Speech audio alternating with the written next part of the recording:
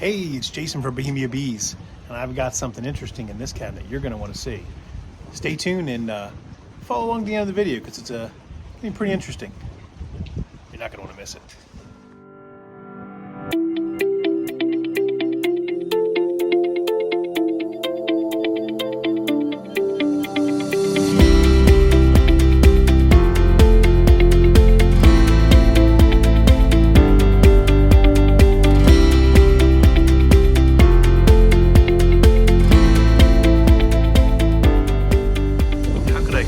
Any work on a day like this. It's a little windy, but it's amazing. But the bees need us, and we're gonna rescue some bees today. So let's take a look what we got. We're at a customer's home here on the eastern shore of Maryland, and they have this wonderful cabinet, beautiful decorative cabinet. It's out on their back patio, overlooking what an amazing sight. But I will say that in scenarios where people keep bees in a nearby, whether they're a feral colony or whether they're managed colonies, if someone's keeping bees within a 5-mile radius, that or there's a feral colony. But when that colony gets too big, it will need to split. It's a natural process in which the bees create another queen. They will swarm out in a flurry, and that's what the customer reported. They let us know that they had bees all in a flurry going in their cabinet. It's been about a week, and we're here to check on them to see what we got. Let's take a peek.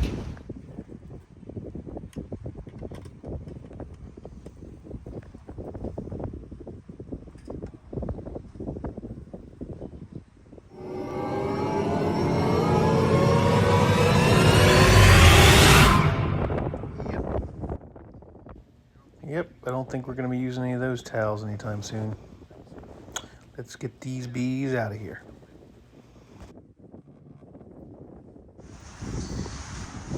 Well, these bees are very calm right now, and it's a little chilly and windy, so we don't really need to worry about necessarily smoking them. But we're going to put a little smoke just to make sure that they're calm and they're not going to try to defend their colony. They don't really have much of a colony established. There's probably not a lot of comb. There may be some comb in there, but we're going to find out here in just a minute. We're going to use our Everything Bee Vac. You can see right here. I need to bang that cabinet. I'm going to vacuum for just a few seconds, just so we can see what we're dealing with here, and try to get some of the bees away from.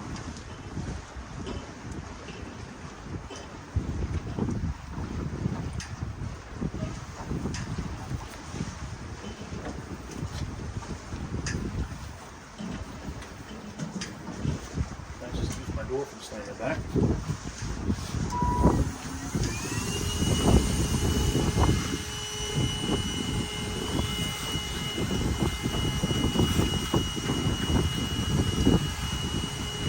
I see some wax particles on the base, which tells me that they are likely building comb, or trying to build comb. Bees, when they're 12 days old, they start to produce wax out of their abdomen, and this is how they start to build comb. They get to a location that doesn't already have it.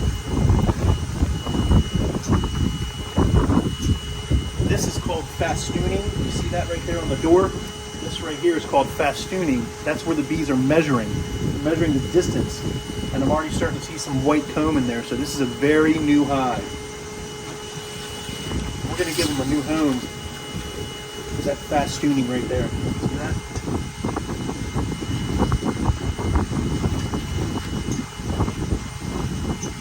And I'm looking for the queen.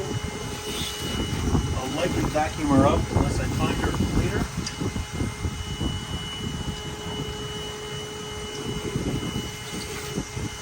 These are very, very calm.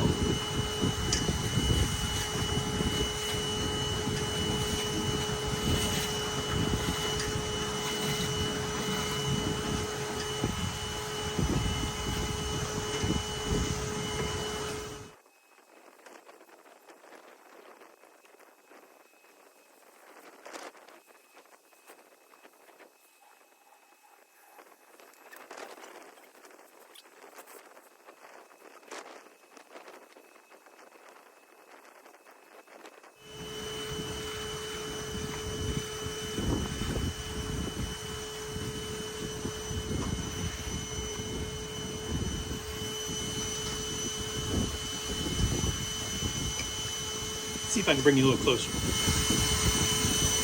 Looks like they've got a quick book to read.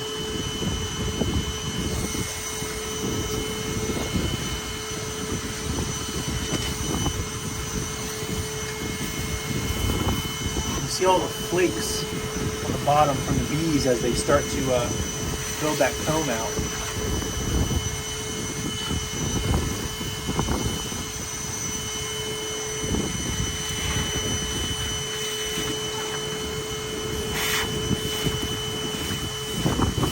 That's kind of weird too. It's like real clean, ain't it? Brand new wax.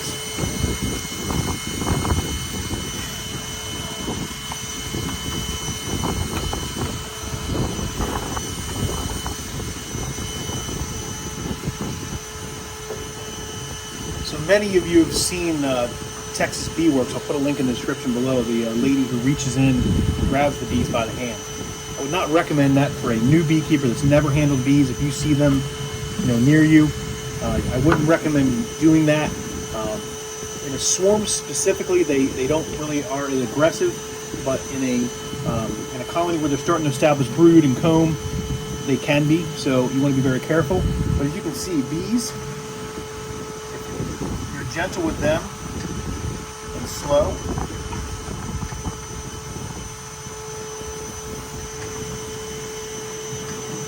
they're not going to sting you.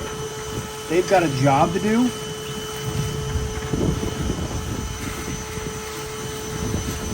And they don't want to sting you because then they die. I don't think they realize that they can die. I just think they're not defensive by nature.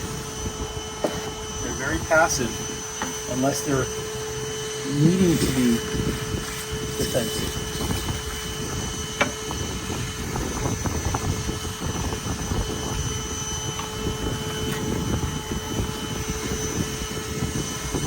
Temperature with the wind here is going to probably chill the brood. I would say it's probably about 45, 50 degrees out here at the wind. So we may lose all the brood. Unfortunately, we're going to try to salvage it. We've got enough bees here, and assuming we can get the queen, if I see her, I'm going to grab her.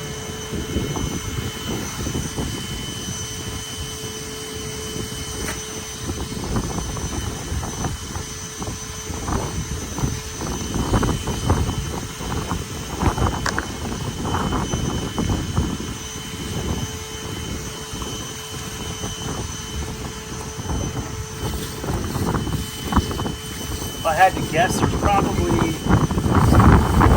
close to 10,000 bees here, maybe.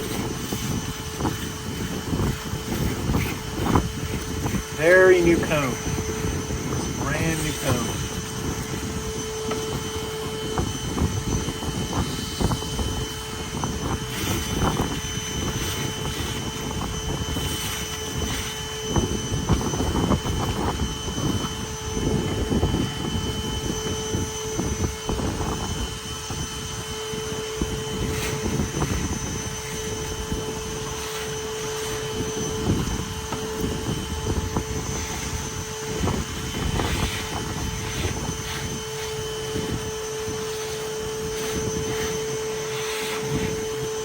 Most cutouts that I do, the bees have been there for a couple years, so the comb is brown, walked on, and dirty. It's pretty clean to bee standards because they're very hygienic by nature.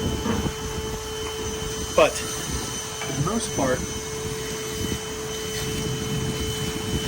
honeycomb is natural. Like I said, all these flakes you see on the bottom down here, those are from the bees. They extrude it out of their abdomen.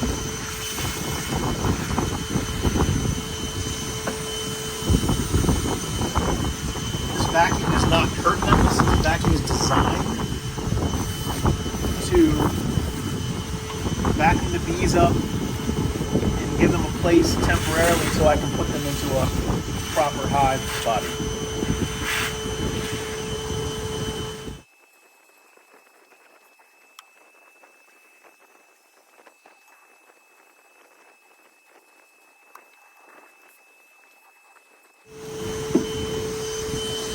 See here, bees when they build comb, this is called bee space right here.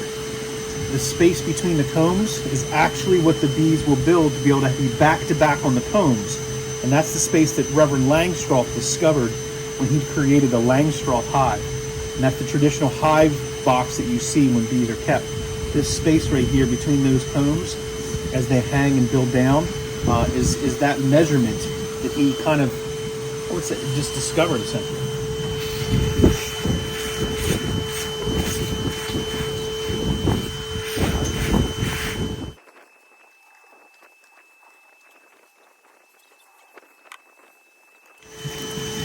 Now, if we would have left these bees alone, probably within a month or so, this whole cabinet area would have been filled with comb, filled with honey, and resources for the bees to build out their new home colony.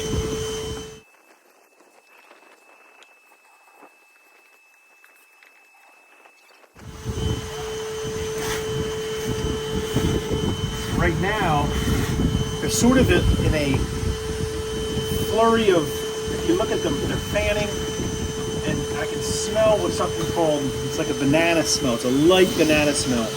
Banana Foster, I don't know, whatever you want to call it. That smell is what happens when the actual guard bees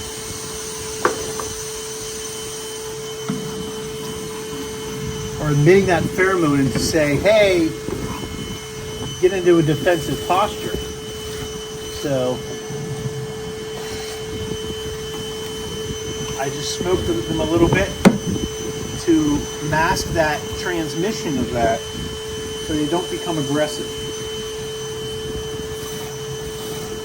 I mean, right now we're pretty much, vacuuming and dissecting their hive. So they have every reason to be defensive, but they're not. I think temperature has to do with it. Maybe genetics also probably goes to do with it. These are a good hive, good volume of bees too.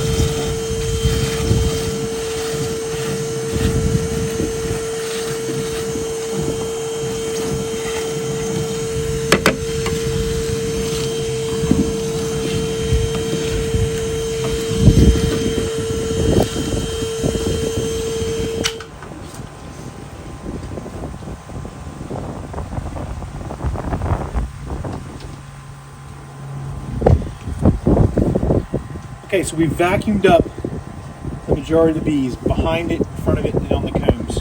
There's still a few bees in here. We're going to vacuum them up in a second, but I'm going to cut this comb out, see if there's any brood in it. It doesn't appear there's any brood. It just appears like it's new wax. She might have laid eggs, so we're going to take a look at it, see what it looks like, and try to salvage it if we can. If not, we have plenty of comb, drawn comb frames in our apiary at home that we can use to establish them, or reestablish them, I should say.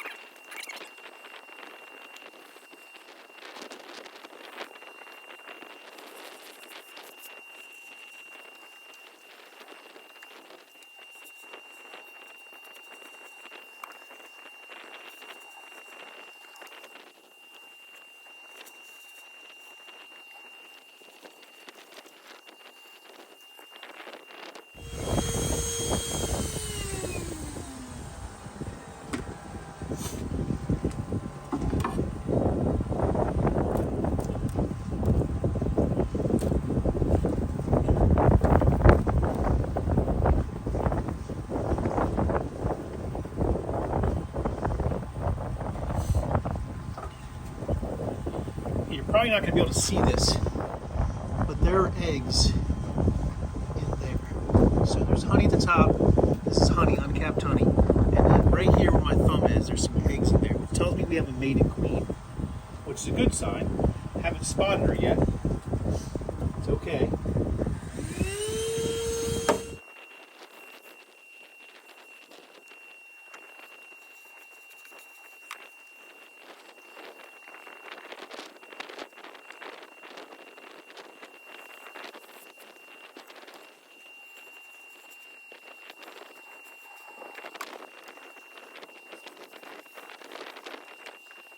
All right, so you can see we've kind of cleaned up what we have. We've got a couple pieces of comb that they've drawn.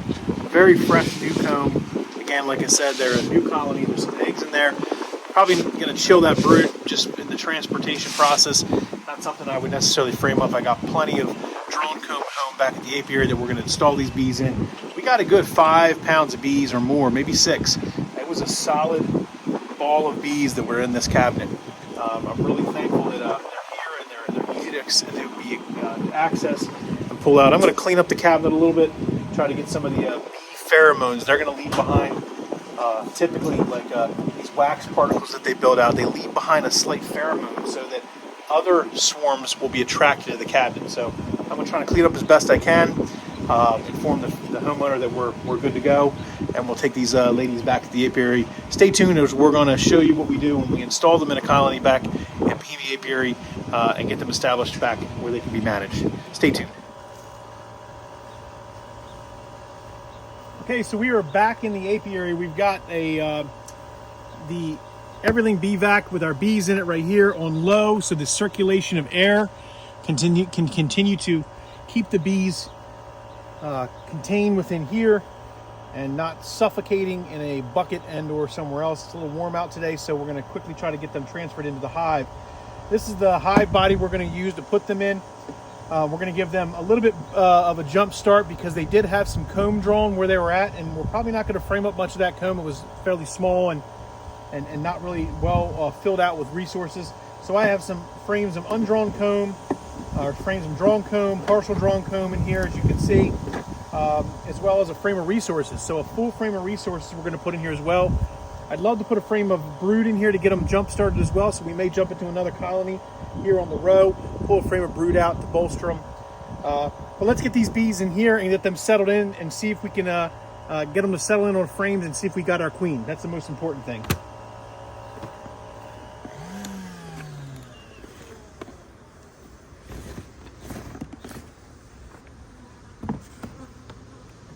They made the trip. We're going to do a quick tap to get them on the bottom.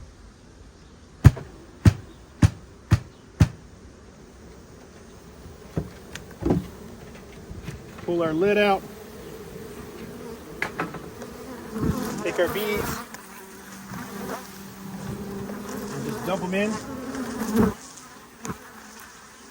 It's going to take a minute or so for them to settle down.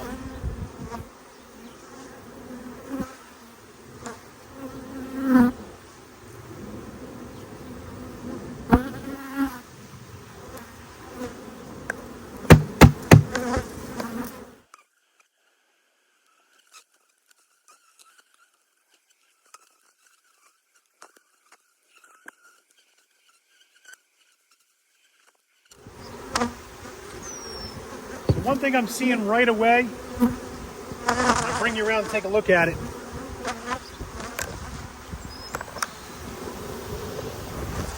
See these bees on the front entrance?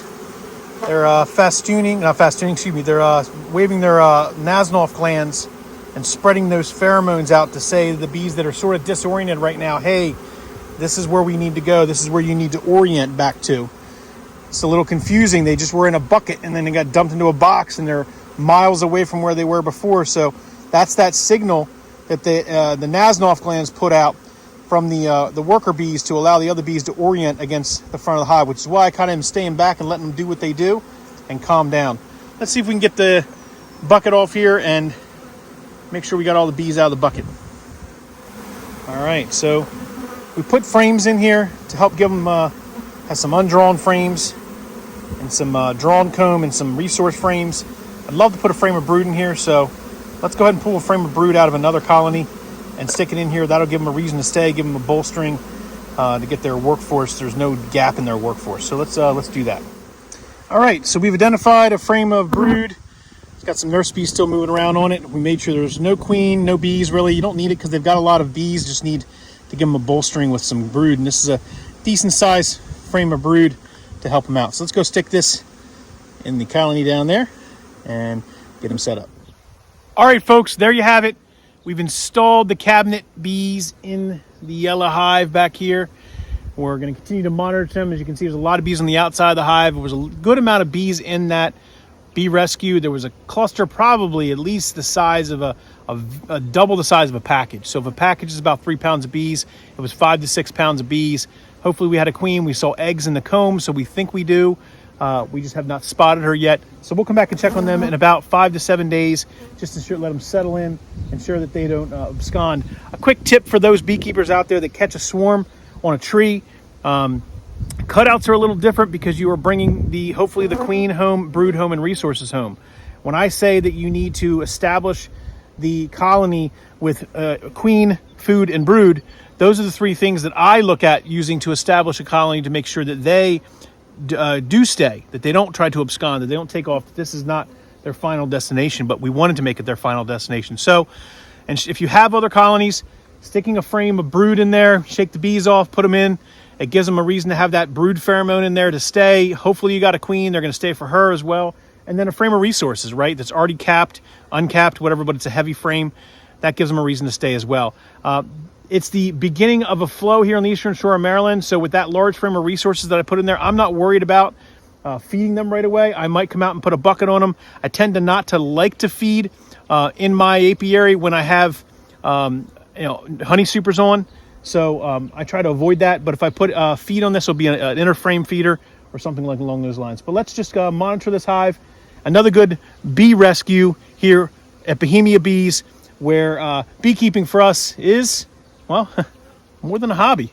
Thanks for watching, everyone. Hit that subscribe button on the way out and a like. Thanks a lot.